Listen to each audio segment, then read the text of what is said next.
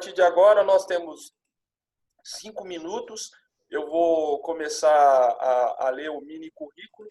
Antes, eu vou relembrar as regras gerais de participação no primeiro Congresso Brasileiro Online de Polícia Judiciária e Direito das Crianças e dos Adolescentes. As perguntas devem ser dirigidas ao moderador, que na parte da manhã serei eu, na parte da tarde será o Dr. Cleiton. Você também pode dirigir perguntas no chat que aparece aí na parte de baixo, diretamente ao palestrante, que pode ou não responder, não durante o evento, certamente, mas ele vai responder oportunamente ou em privado. A coordenação do evento, ela pode, desde que uma ou duas perguntas se assemelham, fazer um único texto de pergunta. Tá? Não haverá réplica nem tréplica, na verdade, é uma participação espontânea dentro do contexto do evento. Então, dito isso, eu considero aberto o primeiro Congresso Brasileiro Online de Polícia Judiciária e Direito das Crianças e Adolescentes. Eu vou chamar a doutora Viviane Vegas, é mestre em Direito Público pela Universidade do Vale dos Sinos, Unicinos, é doutoranda em Direito da Universidade Autônoma de Lisboa, possui pós-graduação em Direito Público, pós-graduação em Gestão de Investigação Criminal, é graduada em Ciências Jurídicas e Sociais pela Pontifícia Universidade Católica do Rio Grande do Sul e atualmente é delegada de Polícia Civil no Estado do Rio Grande do Sul e exerce suas atividades como diretora da Divisão de Comunicação e Marketing da Polícia do Rio Grande do Sul. Doutora Viviane Vegas, por favor, a palavra é sua. Tudo durante bem, doutor Clayton? 30 minutos. Perfeito, muito boa tarde a todos, boa tarde ao chefe Emerson, que eu vejo por aqui também, foi o nosso palestrante há pouco, estava aqui atento, ouvindo. Doutor Cristiano, também uma satisfação estar com vocês nesse momento. Agradeço o convite e trago um pouquinho do que eu venho trabalhando nas minhas pesquisas também do nosso doutoramento. Eu vou me permitir compartilhar uma tela com os senhores aqui, já aproveitando o meu tempo, que eu sei que é exíguo, né, para que a gente consiga aproveitá-lo de maneira efetiva. Deixa eu só colocar aqui. Muito bem, então. É uma satisfação trazer essa temática, né, que a gente denominou, como dizia há pouco o chefe Emerson, né, nós não temos mais uma ideia de crimes cibernéticos de uma maneira engessada, na verdade a gente tem uma série de transformações dentro da própria sociedade e que a gente tem que dar conta, né. Então, eu sempre digo isso para os meus alunos, sou professora já há mais de 5 anos em uma universidade e coordeno um curso de Direito já há mais de 2 anos, né? E sempre trago isso para os meus alunos de que, na verdade, o direito ele tem que acompanhar, né? Ele serve para que ele acompanhe aquilo que vem dentro das nossas realidades. Só que nem sempre isso acontece na velocidade que gostaríamos e nem sempre isso acontece da forma como seria mais adequado, ou seja, envolvendo um debate, envolvendo uma estrutura um pouco mais pensada, né, e planejada para que a gente possa ter essa estruturação. Em cima disso, a gente começa a falar um pouquinho, e aí trago aqui até em razão da questão do tempo, eu acabei me limitando em 2 grandes temas sobre isso, né? Um deles, que eu tenho uma afeição bastante grande, se refere à questão do stalking. O stalking, na verdade, eu sempre digo isso quando inicio a temática, inclusive tem uma obra publicada a respeito do tema, ele não é nada novo. Se a gente for pensar numa estruturação de perseguição de indivíduos que buscam outros que de forma obsessiva se direcionam a uma determinada pessoa, um determinado indivíduo, e que vão atrás dele, controlando a vida, buscando saber, buscando ter informações, a gente vai olhar para isso e vai olhar para a nossa vida cotidiana e vai dizer o seguinte, olha, em tese faz parte daquilo que acontece no nosso dia a dia. Mas qual é o limite para isso? Como é que a gente enxerga? Como é que a gente consegue saber o que é um comportamento comum, o que é um comportamento abusivo? Qual é o limiar que a gente tem para isso? Será que o stalking deve ser criminalizado? Será que não deve ser? Então, essas são algumas perguntas que a gente começa a traduzir dentro da esfera da própria sociedade, que a gente começa a trazer isso para o mundo jurídico. E olha só, se a gente for pensar na questão do stalking, a gente vai lembrar, e aqui estamos num congresso que trata da questão em um recorte muito específico e muito pertinente, porque estamos, então, na comemoração dos 30 anos do Estatuto da Criança e do Adolescente, agora, há pouco, no dia 13 de julho, com certeza isso foi mencionado na abertura desse congresso, mas nós vivemos uma época em que nós começamos a pensar em novas terminologias, em novas formas de viver. Olha só, a gente brinca com o stalker, né? E nós ouvimos essa expressão, inclusive, dos nossos adolescentes, dos nossos filhos, dos filhos dos nossos amigos, né? Em que usam a ideia de stalkear como algo da vida cotidiana. Eu vou te stalkear, eu vou saber o que você está fazendo, eu vou agir como um enganador, eu vou agir como um perseguidor, eu vou me direcionar a conhecer as suas condutas. Mas qual é esse limite? Então, para que a gente comece a pensar um pouquinho. Diante disso, a gente olha também para o cenário brasileiro e começa a se dar conta que a gente não tem doutrina efetiva ou consistente que traga esses elementos de maneira específica. Em contrapartida, nós temos mais de 3 projetos de lei tramitando no cenário federal. Ou seja, hoje tramitam no Congresso Nacional mais de 3 projetos de lei, alguns deles apensados, ao primeiro deles que foi o projeto de lei da senadora Leila... acabei esquecendo o nome da... Leila Barros. Perfeito, da Leila Barros, mas que trazem dimensões diferentes para o tipo de crime. Alguns pensando já numa estrutura de contravenção penal ainda, outros pensando numa tipificação penal já como crime e outros pensando numa vinculação específica com a questão da Lei Maria da Penha ou mesmo com a questão de gênero aqui, que a gente também vai fazer uma fala breve sobre isso. Dentro dessa ideia de elementos, e aqui numa consulta a doutrina internacional, até porque isso já vem como uma determinação internacional de que os estados façam e tenham e se interessem pela questão do stalking, até mesmo num sentido de criminalização da questão do stalking, esses elementos vão traduzir aquilo que se entenderia como uma estrutura básica para que a gente entenda esse limite que eu falo para vocês, entre aquilo que é um comportamento abusivo e aquilo que é um comportamento da vida cotidiana. Então, devido também ao tempo, né, vamos falar um pouquinho de maneira um pouco mais acelerada. A ideia da repetição das condutas, isso é algo extremamente importante, né? É importante que se tenha uma regularidade dentro dessas condutas, dentro da ideia de escalada da violência, que é algo que vem dentro da construção teórica do que nós chamamos do stalking. A questão do tempo, a determinação da questão do tempo, a reiteração dentro de um período de tempo que seja plausível. Ainda, a questão de vir a causar um dano físico ou psicológico, que pode ser no próprio indivíduo, que pode ser na família, que pode ser num animal, enfim, que pode ser em algo que envolva a esfera de liberdade pessoal daquela vítima.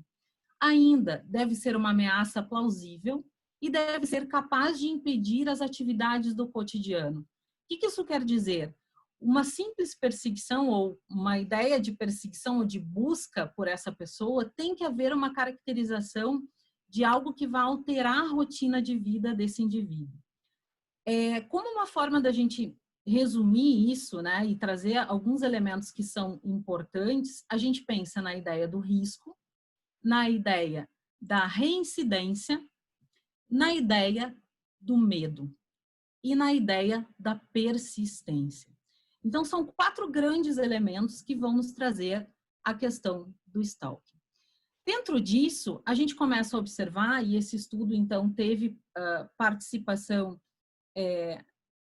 de uma análise feita pela Universidade de Minho, em Portugal, que tem uma tradição já relacionada às temáticas de psicologia jurídica. Então, nós também temos aqui um estudo bastante profundo em relação a isso, né? O que lá eles chamam de inquérito de vitimação, e que a gente transporta para a realidade brasileira em uma medida muito ainda incipiente, porque é um estudo que precisa avançar e efetivamente fica aqui algo que nós temos como juristas que dar conta, né? Mas em cima desse estudo a gente começa a identificar, passa a identificar então na obra que nós escrevemos, no sentido de quais são os critérios de análise para que eu defina, para que eu consiga pensar nessa ideia entre violência e vida cotidiana. Primeiro, qual é a dinâmica desses comportamentos? Há poucos falávamos sobre resistência, sobre persistência e também sobre reiteração, né? Como acontecem esses comportamentos? Segundo, qual o impacto dessas condutas em cima da vida dessas vítimas? Terceiro, quais são os tipos de agentes que nós temos para perpetrar essas condutas? Sabemos que o stalking, por exemplo, surge lá dentro do próprio direito anglo-saxônico e lá mesmo nos Estados Unidos, que foram os primeiros a trazerem a questão do stalking, mas muito mais com uma visão daqueles perseguidores chamados como perseguidores predadores. Depois convido a vocês, inclusive nesse material não vai haver tempo, mas convido a vocês a darem uma espiada aí nos nossos tipos, né, nos nossos perfis de stalkers. Esses indivíduos, então, tidos como predadores, eles são aqueles que vão atuar na perseguição, mas de pessoas conhecidas, de pessoas que tenham, aspas, né, a ideia da fama. É o caso da Ana Hickman, é o caso que nós tivemos nos Estados Unidos com uma atriz nos anos 80 ainda, entre outros.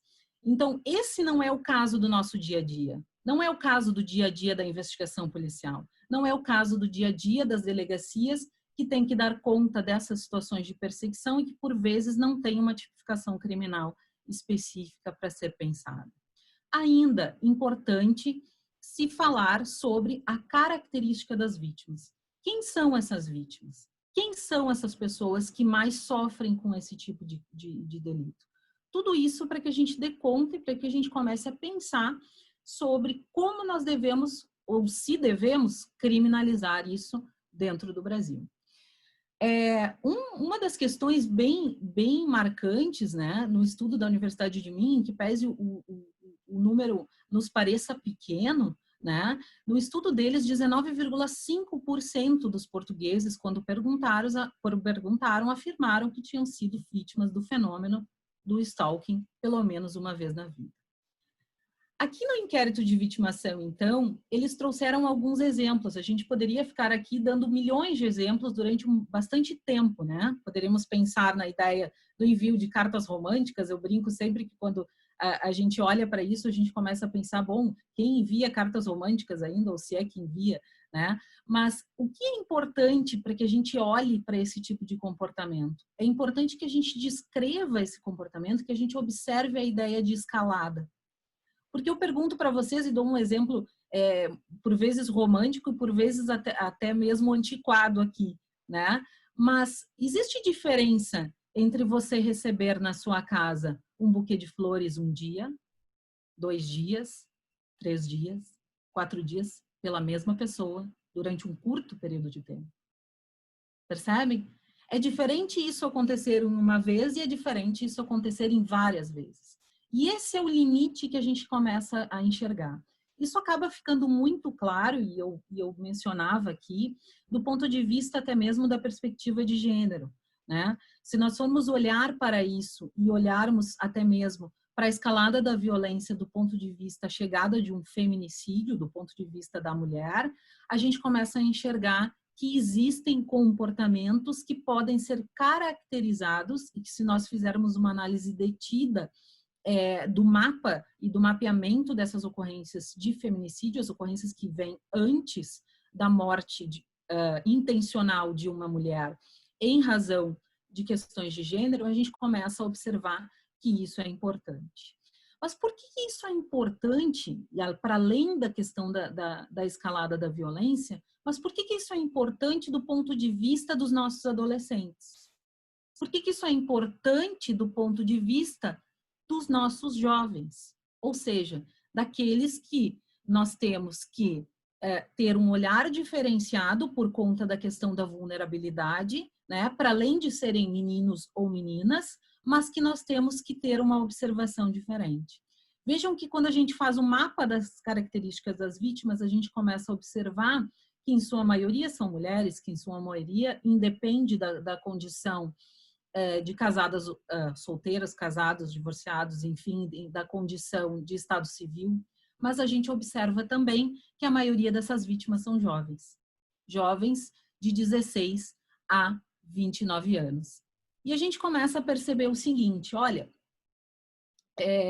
cada vez é mais comum nós termos situações em que os nossos jovens, os nossos adolescentes se utilizam de redes, se utilizam de mecanismos dentro da internet para buscarem, para estabelecerem relacionamentos, estabelecerem conversas, né? Estabelecerem momentos com aqueles que eles estão buscando.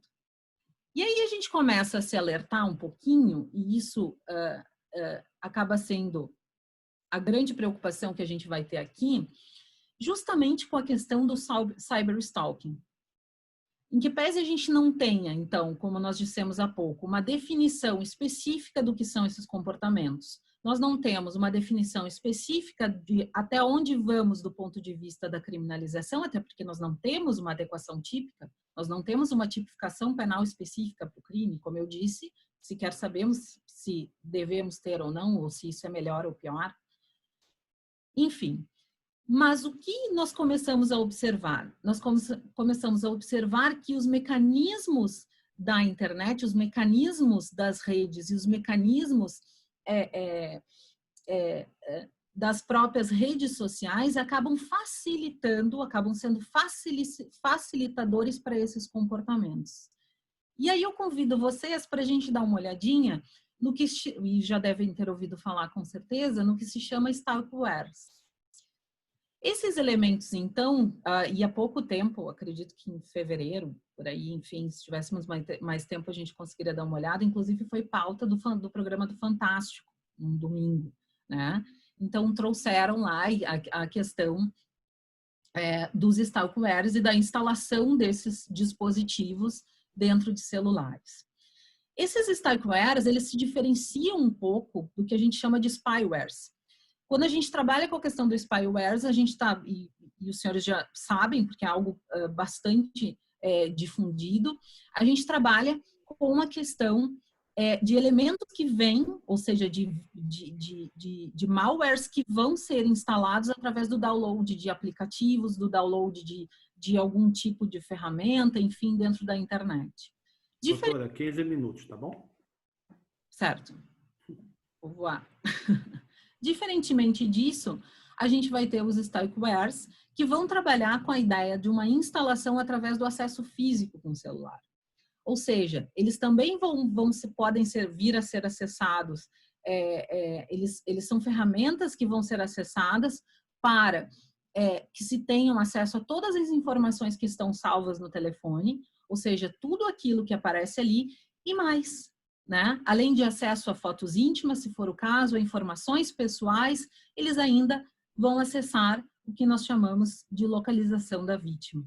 Ou seja, no momento em que eu instalo um dispositivo desse, eu consigo ter acesso a tudo aquilo que vem dentro desse telefone e tudo aquilo que vem, especialmente quando ele está conectado dentro da internet.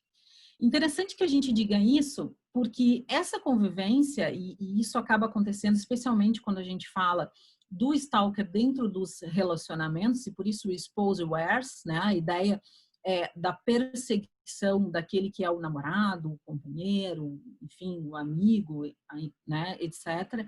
Isso acaba sendo bastante importante, especialmente quando a gente fala desse tipo de relação, né, dessas relações íntimas, e quando a gente fala desses dispositivos.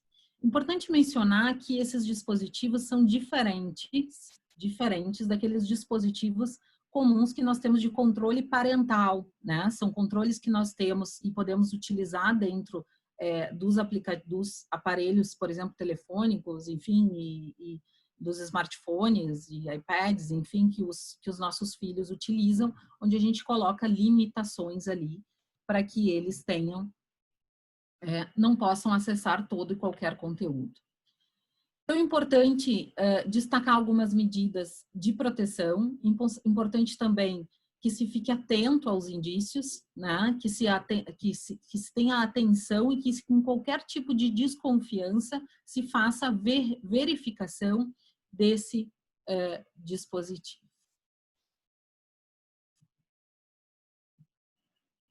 Aqui, então, trago a classificação dos agentes e a questão da criminalização da conduta. Como eu disse para os senhores, então, nós não temos uma tipificação específica.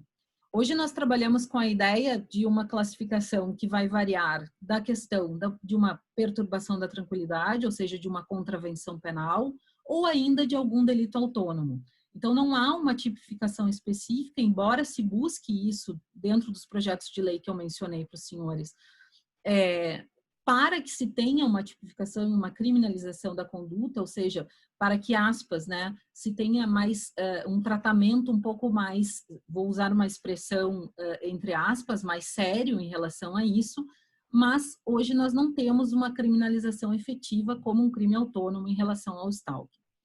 É importante mencionar isso e importante mencionar a questão da determinação internacional. Então, existe um movimento, inclusive o Brasil, a gente pode dizer que está atrasado, né, nessa especificação, porque essa construção da criminalização do stalking já acontece e já veio, como eu disse, em países de origem anglo-saxônica antes e ainda mais recentemente em países europeus. A questão do sexting, então, que é bastante importante ou ainda tido como a sextorção virtual, né? O sexting, ele tem origem na ideia do sexo por mensagens de texto ou compartilhamento de conteúdos, compartilhamento que são feitos via de regra através de aplicativos como WhatsApp, Telegram, enfim, ou até mesmo do Messenger ali do Facebook e do Direct no Instagram, entre outras questões. Interessante a gente perceber que já existem pesquisas, em que pese não pesquisas efetivas dentro do nosso país, ainda a gente carece dessas situações, mas existem pesquisas que vão tratar sobre essa questão e que vão fazer um recorte sobre essa questão também para o público jovem, ou seja, é muito latente no nosso público jovem menor de 18 anos que estejam utilizando desse tipo de ferramentas para manter os seus relacionamentos íntimos ou mesmo para provocar esse tipo de situação.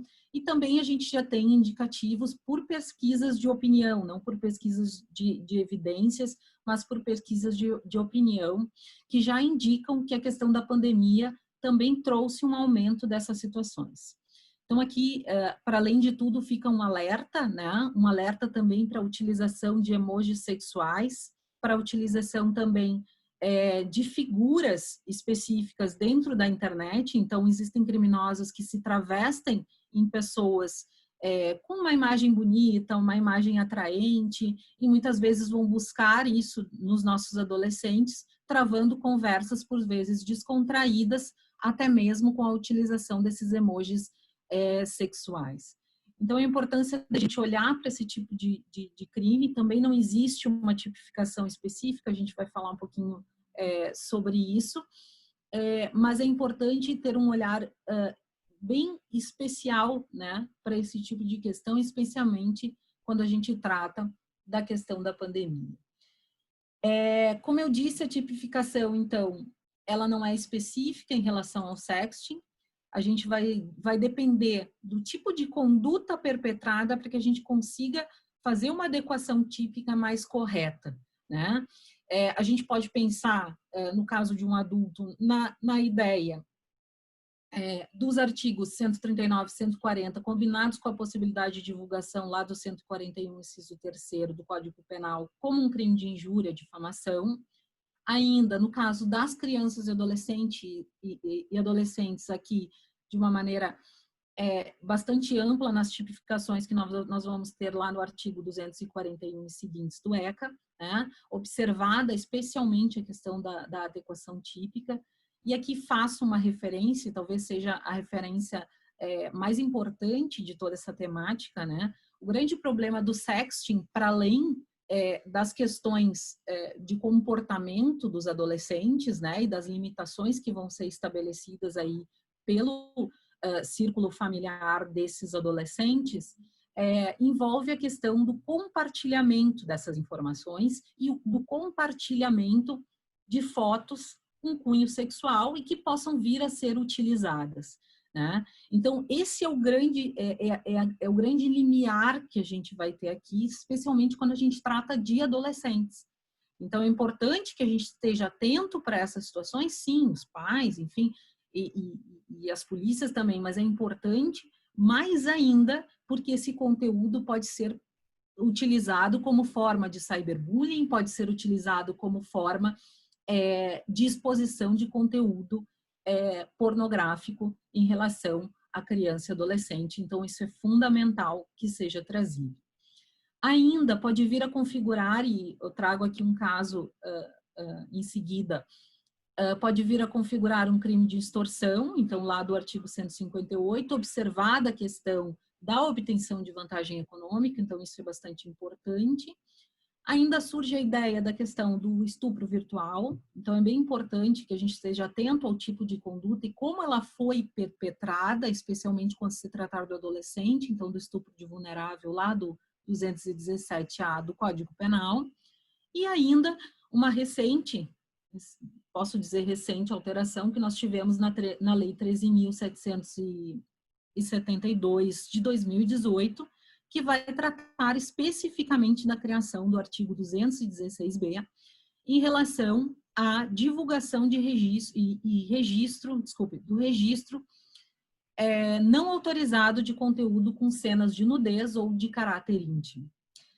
Lembrando que a própria expressão sexting, né, e a própria expressão nude ou nudes adveio justamente da preocupação, e também aqui de origem americana, e talvez por isso a própria questão da nomenclatura e do anglicismo, né, que nós vamos ter aqui, adveio justamente da preocupação que se tinha com a questão da divulgação desse tipo de fotos ou de conteúdos íntimos.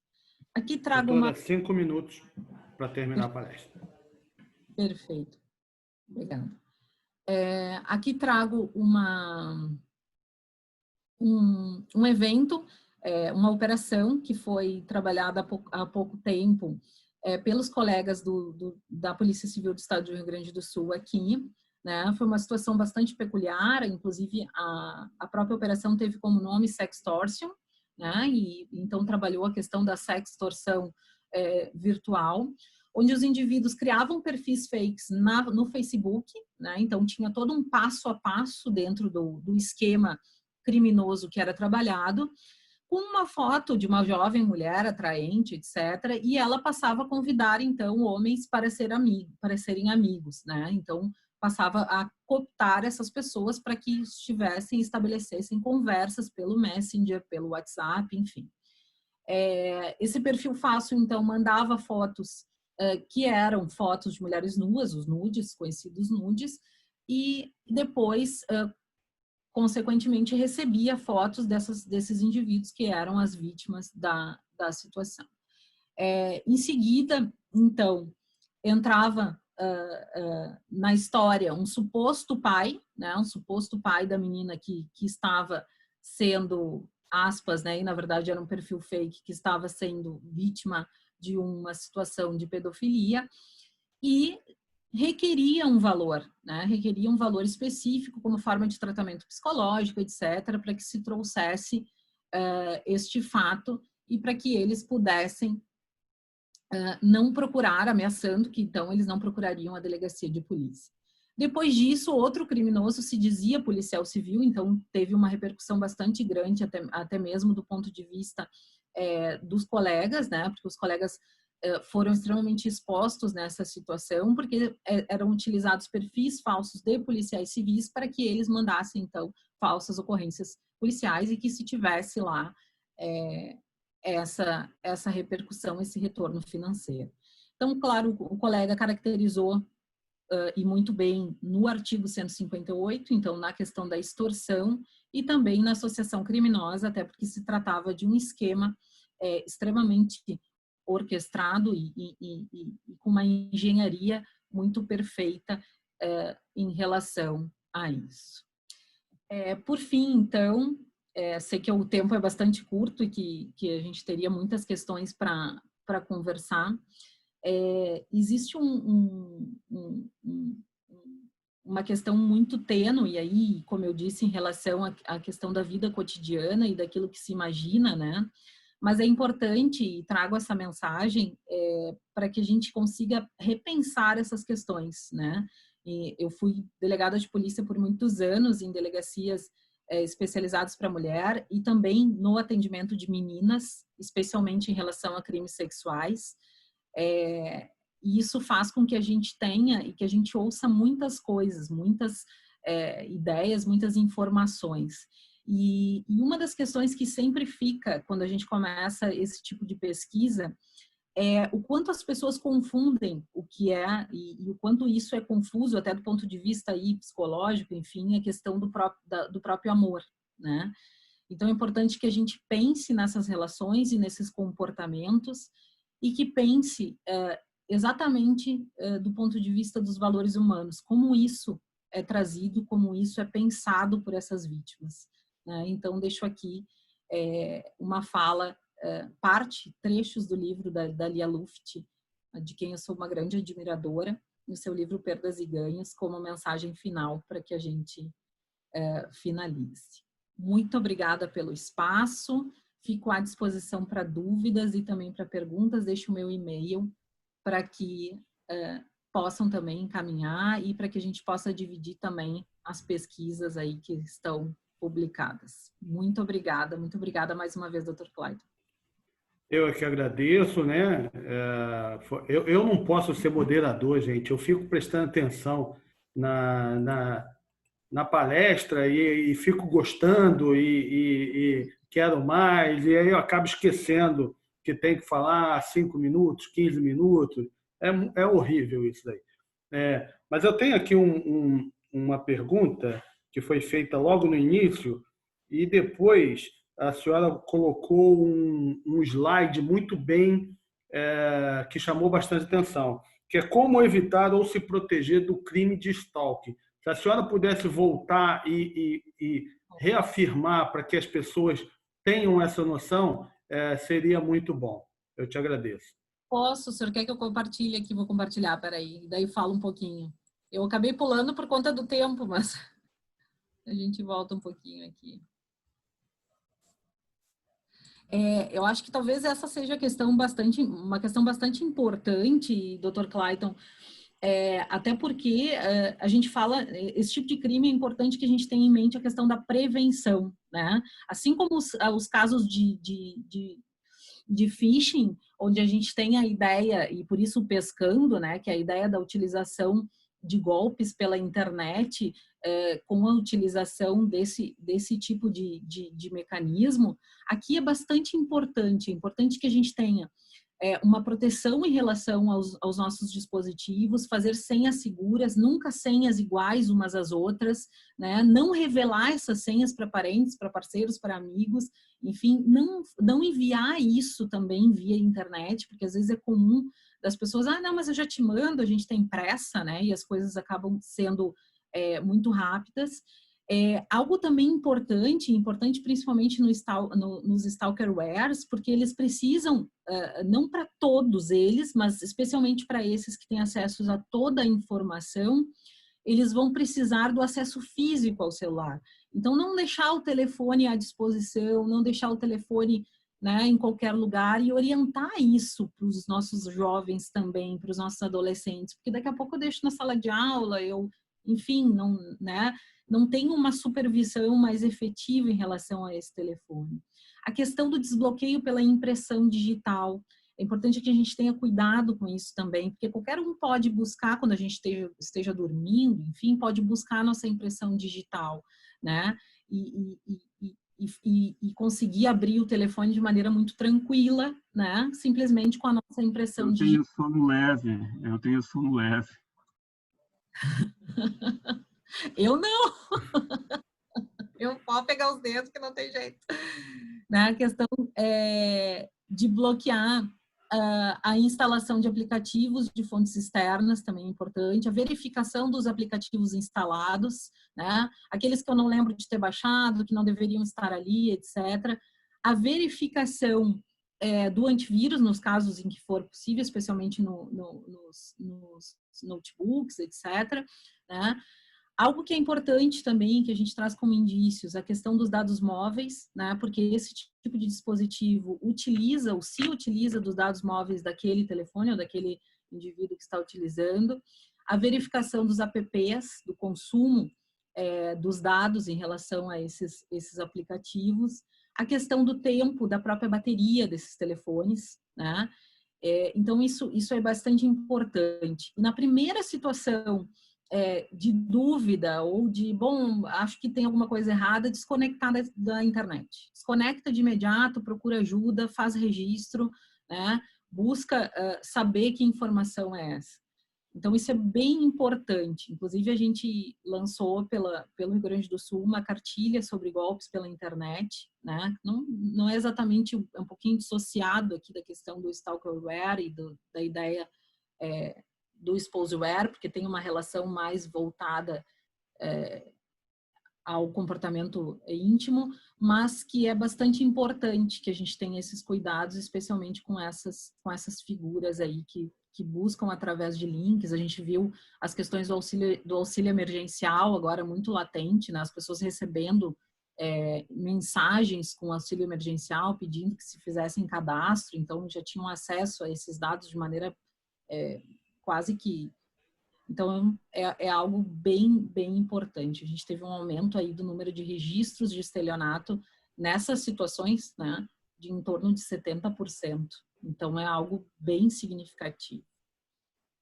Eu é que agradeço. Muito, muito obrigado, doutora Viviane. Foi muito proveitosa a sua palestra, os seus esclarecimentos. Eu acho que pela quantidade de pessoas que colocaram palminhas e parabéns, né? Foi um sucesso. Muito obrigado pela sua contribuição.